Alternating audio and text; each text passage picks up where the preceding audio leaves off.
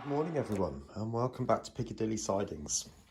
Well, as you saw from the last video, I haven't done anything since that. I am now ready for putting in the wiring.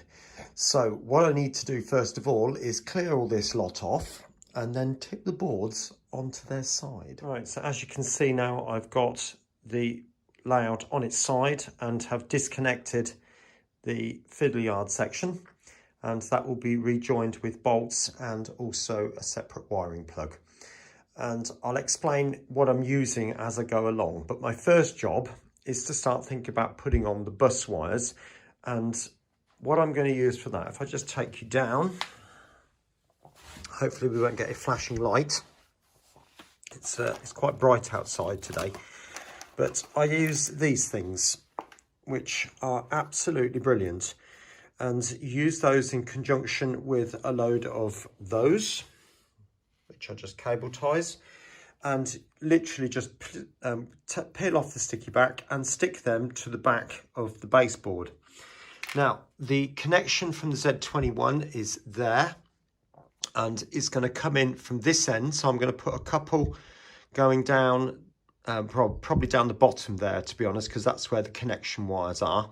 So come down there through the holes, down onto this bottom section. So there'll be another couple of parts just there, up through that hole in there.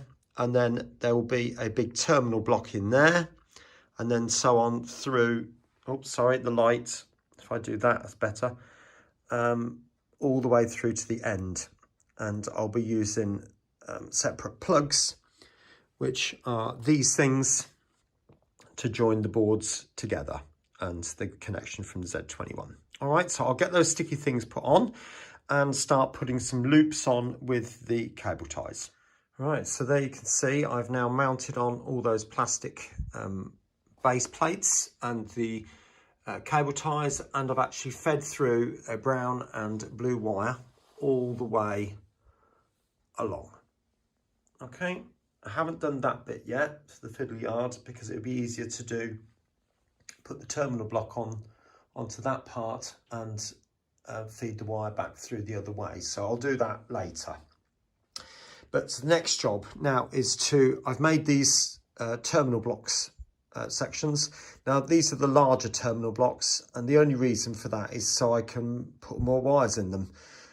Try not to have a long bank of them because it won't be necessary, to be honest. The layout is not going to get any bigger than this, and as far as I can tell, all the points will be wired in, so it's only the point motors really to go in after that. But you know, we'll take it one step at a time. If I need to add more of these, I certainly can.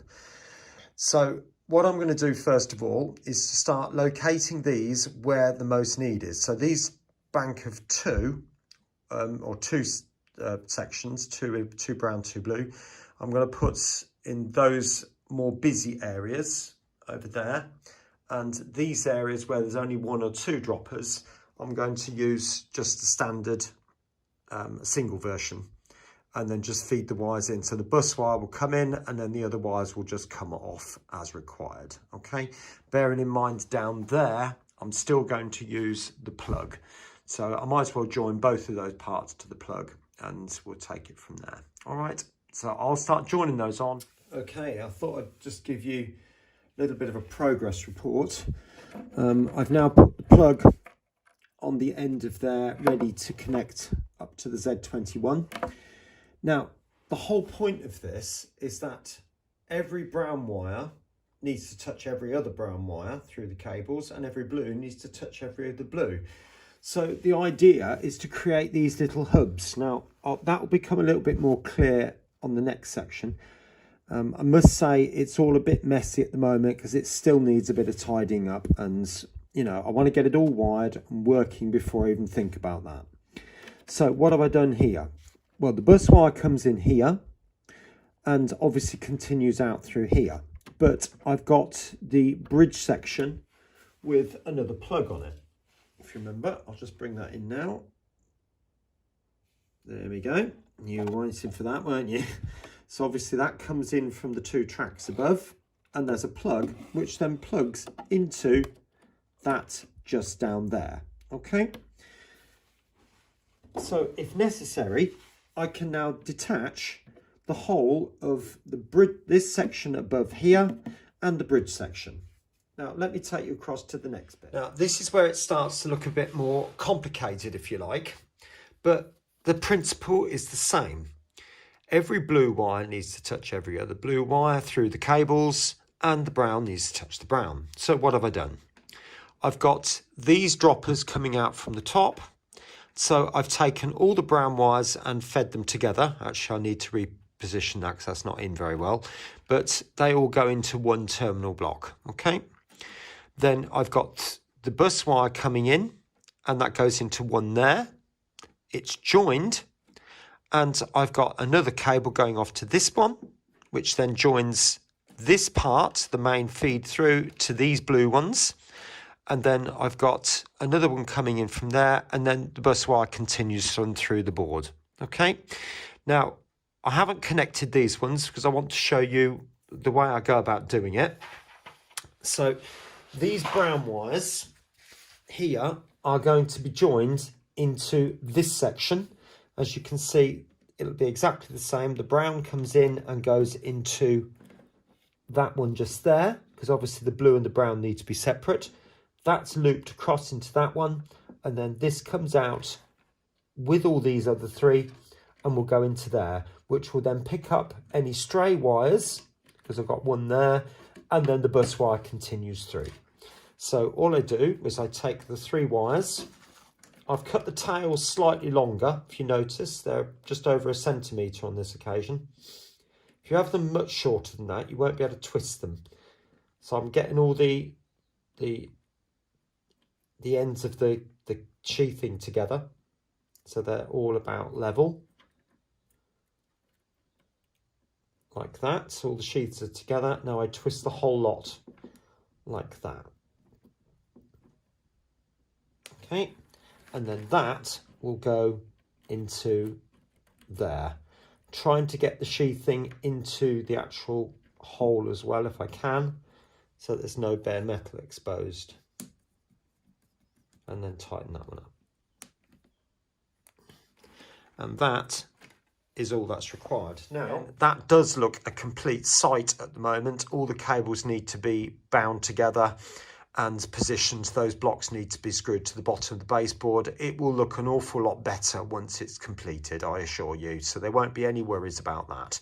So my next job now is to work my way along and to get the rest of that all wired up. I'll show you once it's done. Okay, so all the wiring up to that point is done. Obviously do need to still put the frog juices on and obviously tidy everything up, but onto the fiddle yard section, which I've moved over here. And I've made up some more of these blocks like that, again using the quite big stuff. Now what I want to do is to mount that sort of like that, but I want all the wires to go obviously into the relevant section, and then the bus wire will come off the last one.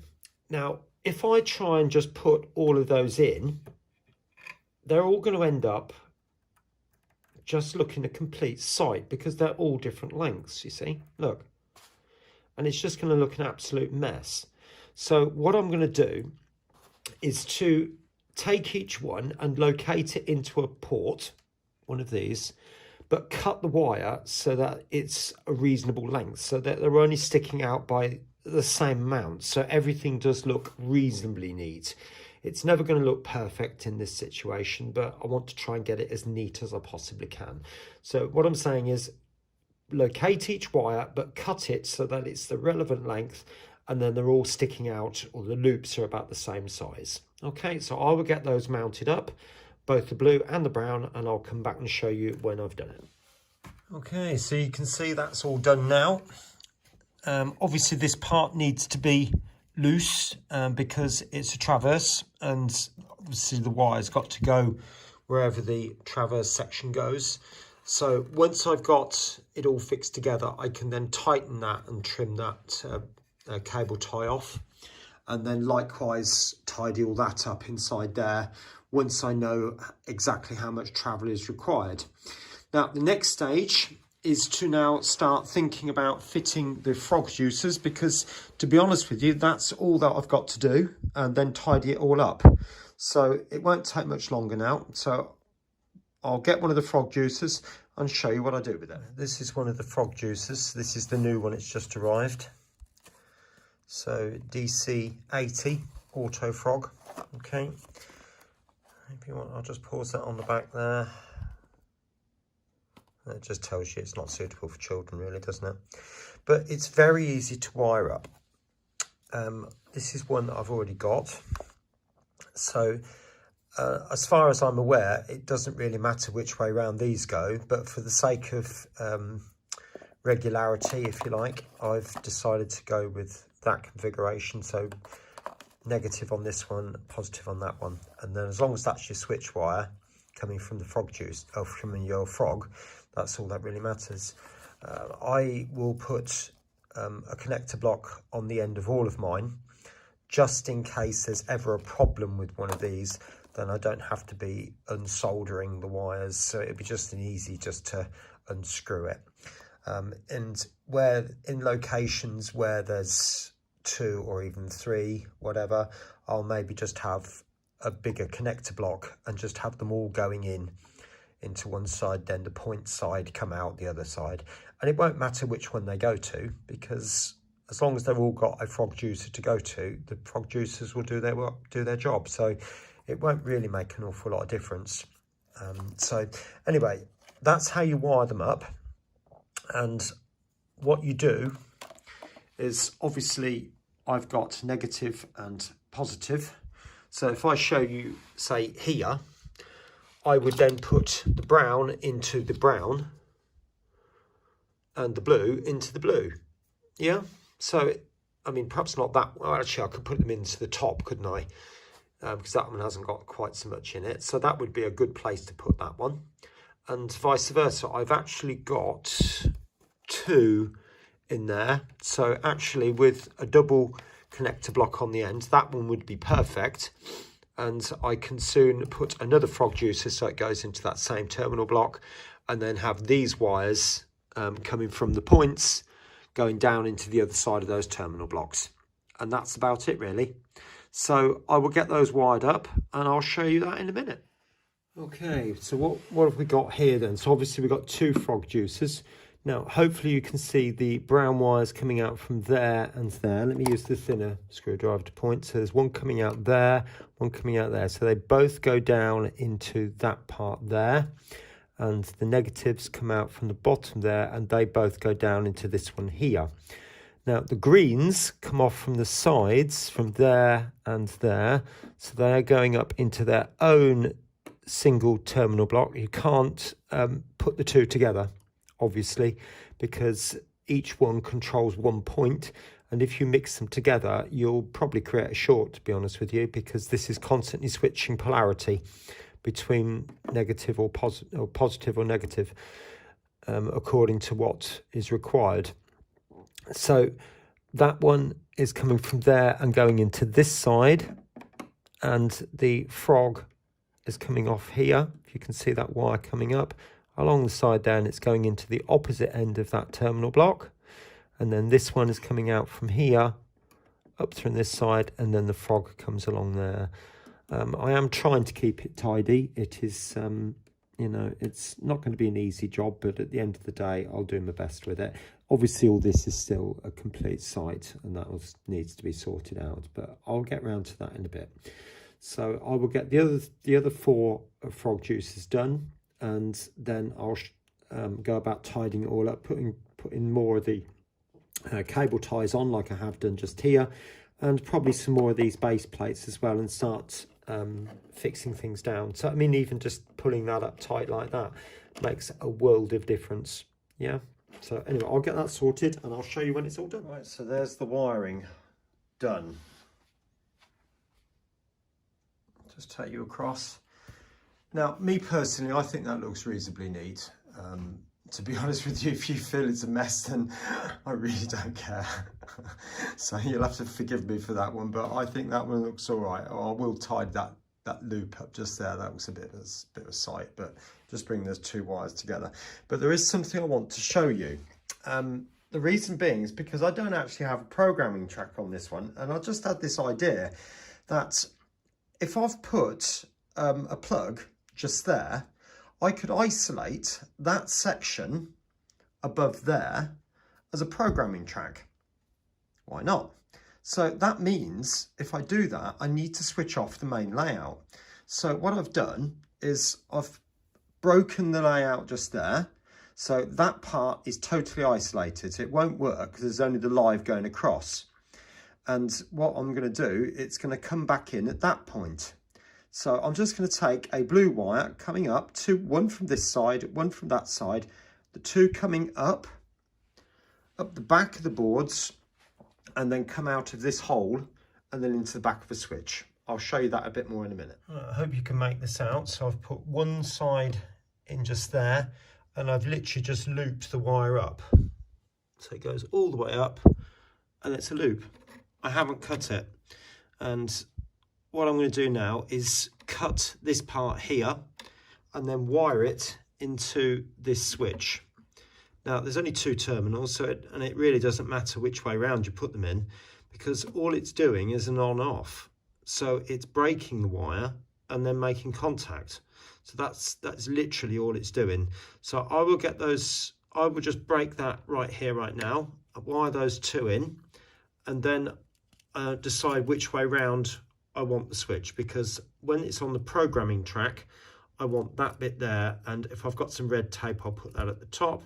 So that would be in main track, no, that would be programming track mode, and that would be main track mode, if that makes any sense. So I will put those two terminals